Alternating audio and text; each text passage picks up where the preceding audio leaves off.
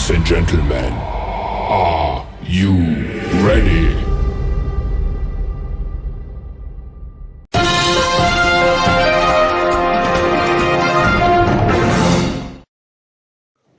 Oh, yeah, motherfuckers. Oh, yeah, I'm back. This is your main man, Mr. Can You Dig It, Backwoods Mill. And I'm back with a couple hot ticks of these motherfucking politics. Hit that motherfucking subscribe button, nigga. Oh, look, America. Donald Trump need to be removed, impeached, and buried. That son of a bitch need to be kicked in his ass and locked up. On a Sunday motherfucking day on Easter, he threatened war crimes against Iran. Lock his motherfucking ass. What we do know is that two MC-130J aircraft, according to the Trump regime, they intentionally destroyed it. According to the Iranians, these two MC-130J jets, these C-130s, those like big kind of transport jets that kind of go in there with the special forces and drop the special forces up. The Iranians said that they destroyed these two MC-130J aircrafts. Anyway, they have been destroyed. In addition, we know that an MH-6 Little Bird helicopter was destroyed as well. We know that two of the Reaper drones that were used in this rescue mission were destroyed. Then the F-15 and A-10, and then two other helicopters were destroyed a few days back. I mean, so you add it all up, anywhere on the low end between 6 to 7 major aircraft, maybe as high as 9 to 10 aircrafts for this mission have all been destroyed, rescuing this one individual. And there's also other just question marks that I have, and I think military analysts have.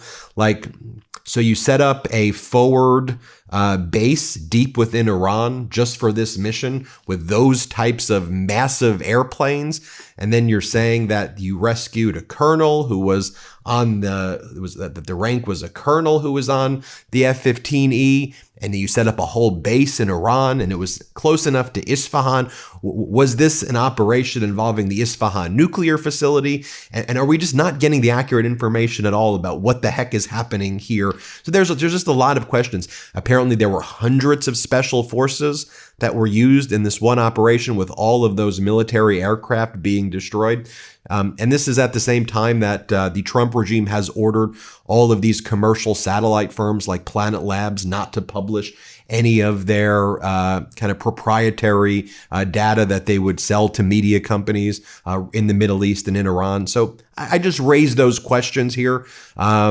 And we'll continue to dig on the Midas Touch Network. But Iran's parliament leader, MB Ghalibaf, posts a photo of some of those MC-130J aircrafts. These are $100 million aircrafts that were destroyed. And he writes, if the United States gets 3 more victories like this, it will be utterly ruined, with a hand clap emoji. And it's saying this is what the U.S. is viewing a victory, having like 8 more planes and aircraft destroyed. And that's what it was all about. Regime change. We're taking you down. Now it's like, can you open the Strait of Hormuz, you effing bastards? Or now it's about, we rescued someone who was shot down when the United States claimed it had, air superiority, and that there was all Iran has is BB guns and they're not able to get us. So then Donald Trump calls up Rachel Scott, reporter Rachel Scott. Here's what he says to her. She goes, spoke with President Trump. He told me the conflict should be over in days, not weeks.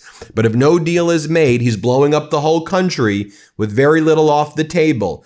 If happens, it happens, he says. And if it doesn't, we're blowing up the whole country, he said. I asked if there's anything off limits.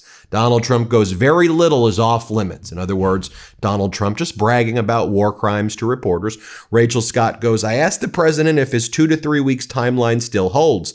And then he goes, it should be days, not weeks. It should be wrapped up in days because no sane group of people could stand the punishment that's going to rain down on them if it's not, he said.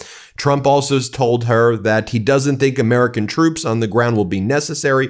I don't think it's necessary, but I don't rule anything out.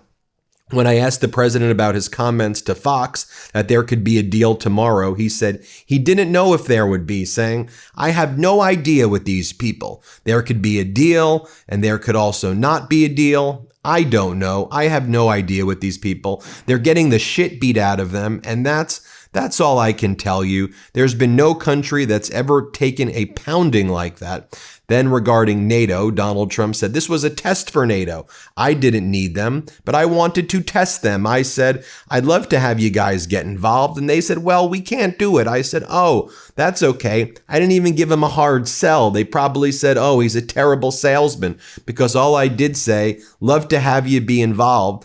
I was doing that as a test. I didn't need that, right? They're paper tiger. They have no ships. They have no nothing. And Putin has zero fear of them, he said. But I did it as a test. It was my test. A test, I say.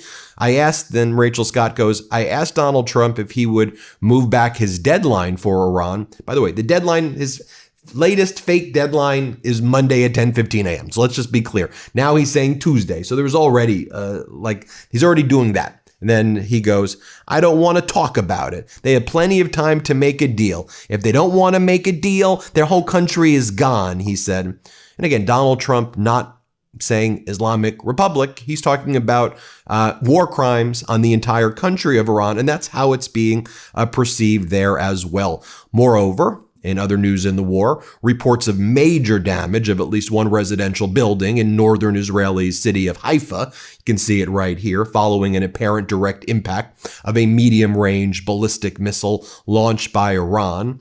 In addition, you had Iran hit the Babco, the Bahrain facility right there, the Babco oil storage facility in Bahrain.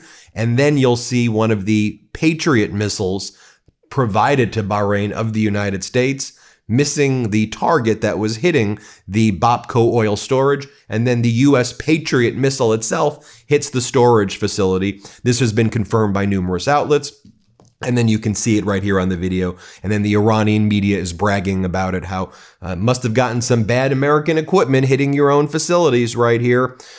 Show you this as well. Clear footage showing the moment a recent Iranian strike hit the Neot Hovav industrial zone in southern Israel. The site near the Beersheba in the Negev desert is one of Israel's main chemical and hazardous material hubs. And remember, Israel hit the petrochemical facilities in Iran. Iran then hits the petrochemical facilities in Israel as well as in Kuwait. And remember, yesterday I was showing you some of the Kuwait oil building on fire. We showed you as well the Kuwaiti petrochemical facilities on fire as well. Israel hitting the area in the southern suburbs of Beirut. The fifth Israeli strike in recent time over there, and it's right by the Rafik al-Hariri hospital. Lots of civilians injured over there. You could see what's going on there. It's just been interesting for me also to watch how corporate news has tried to sane wash this all. You have, Sung Min Kim for the Associated Press, also on CNN. Here's how she described Donald Trump's psychotic Easter Sunday post. Trump promises strikes on Iran's power plants and bridges on Tuesday if the Strait of Hormuz isn't reopened.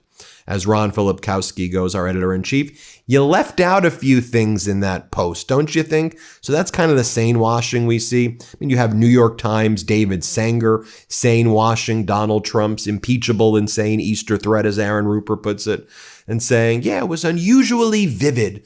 No, it was psychotic. He's a lunatic. He's a madman. He's a war criminal. He's a predator. He's a sicko. He's a vile piece of trash. Just go and say the person in the Oval Office is a piece of trash. That's who he is. He's a criminal. He's a felon. Stop sane washing this. Oh, look, America. The 25th Amendment need to be invoked to lock this son of a bitch Donald Trump. Lock his motherfucking ass up. He's a war criminal. He's a financial criminal. He's a sex criminal. Put the handcuffs on him. Kick him in his ass. Lock his... Donald Trump is losing it as Americans are demanding that the 25th Amendment be invoked to remove him from office. He clearly is physically and mentally rotting, and he is unable to serve in the position of the presidency. That is an understatement.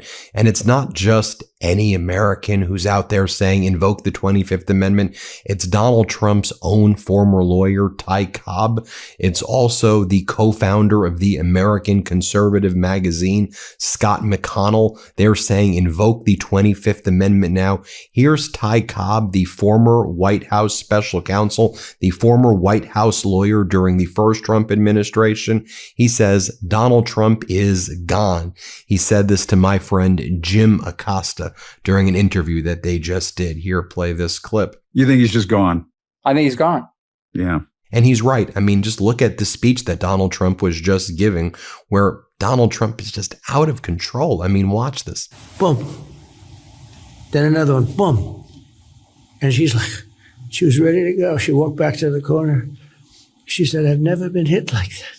Now back to Ty Cobb and Jim Acosta for a moment. Here, Ty Cobb says the 25th Amendment needs to be invoked, but Donald Trump's cabinet is just too cowardly. But it needs to be invoked. Here, play this clip. It's not a surprise that we're in this much trouble. It's not a surprise that given the fact that the cabinet will not invoke the 25th Amendment for a man who is clearly insane.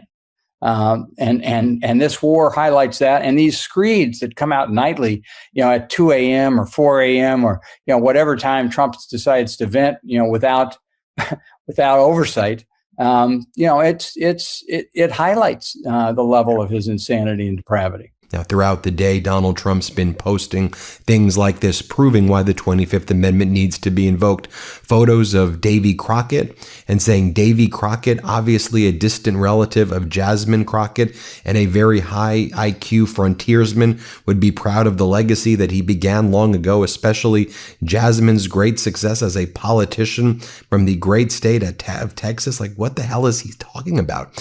He then posts, is Bruce Springsteen going to sue his plastic surgeon? Then earlier he said, bad and very boring singer Bruce Springsteen looks like a dried up prune. MAGA should boycott his overpriced concerts, which suck.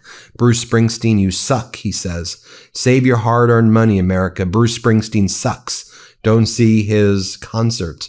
As America is in Donald Trump's catastrophic war in Iran, as people are suffering here, that's what he's posting right now. I mean, Donald Trump's out there posting our military, the greatest and most powerful by far anywhere in the world, hasn't even started destroying what's left in Iran. Bridges next, then electric power plants. New regime leadership knows what has to be done and has to be done fast. Exclamation point. Donald J. Trump, he's out there just posting war crimes and crimes against humanity over and over again next to Davy Crockett and saying Bruce Springsteen sucks. Oh, look, America. Donald Trump, the stupid son of a bitch, is losing it. This motherfucker made a statement. These was the words. Open the fucking restraint or amuse, or he gonna kill them or commit war crimes. Put the handcuffs on him. Lock his mouth. All eyes on the White House today after a sharp escalation from President Donald Trump. He is set to speak later today, less than 24 hours after threatening massive strikes on Iran. The tension centered around the Strait of Hormuz, a critical global shipping route, and our Lionel Donovan joins us now to break down this expletive-filled post and what comes next. Lionel? Good morning, Wisdom and Samoa. Well, we expect to hear from the president this afternoon, and here is the message that Trump posted on social media earlier today. You can see right there that he's demanding that the strait is reopened by tomorrow and promising that Iranians would be, quote, living in hell if that doesn't happen. Analysts and experts have warned that oil prices will only rise the longer the strait stays closed. And if something doesn't change fast, they may become too high to manage. Trump's new threat comes after U.S. forces rescued 2 crew members from a U.S. fighter jet that was shot down last Friday. The pilot was rescued that same day, and the second crew member was rescued early Sunday morning. The rescues, however, mark 6 weeks of fighting between Iran and the U.S. and Israel, which has been felt not just among U.S. allies in the Gulf, but across the world as oil prices continue to climb. And now Washington ponders the possibility of a ground war. Oh, look, America. You tell me this son of a bitch Donald Trump don't need to be removed. These are his words. Open the fucking strait, you crazy bastard, or you will be living in hell. Put the handcuffs on him. Lock his motherfucking ass up. Donald Trump posted a profanity-laced post on his social media platform today, threatening to blow up bridges and power plants in Iran if the Strait of Hormuz does not open by Tuesday. Roughly 20% of the world's oil travels through that strait. And since the war began February 28th, traffic through there has effectively stopped. That has pushed gas prices up to an average of $4.10 a gallon across the country. According to the president's post on Truth Social, if Iran does not agree to a deal by Tuesday night, the U.S. will strike power infrastructure in Iran. The president did tell ABC News today he did not see American troops on the ground in Iran as, quote, necessary. Oh, look, America, for all these fake-ass Christians and Christian nationalists who told Donald Trump he's just like Jesus on Easter, know what you need to do? Turn around. Let a motherfucker kick in your motherfucking ass. Put the handcuffs on him. Lock his motherfucking ass.